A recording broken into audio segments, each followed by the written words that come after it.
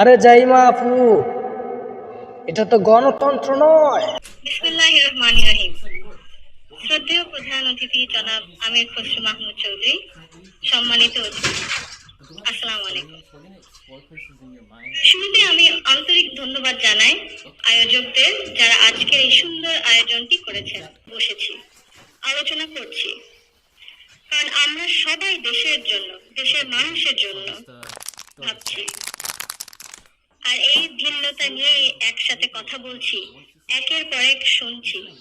এটাই গণতন্ত্রের আসল সৌন্দর্য।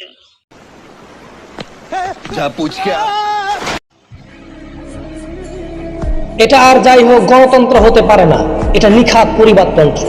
এখানে আপনি দেখেন, এখানে ক্ষমতা জনগণের নয়, একটা নির্দিষ্ট পরিবারে উত্তরাধিকার, দাদা থেকে বাবা, বাবা থেকে ছেলে।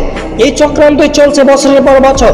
জনগণের ভোটকে ব্যবহার করা হচ্ছে শুধু বৈধতার মুখোশ হিসেবে। বাস্তবতা জনগণের কোনো ক্ষমতা নেই সিদ্ধান্ত নেয়া।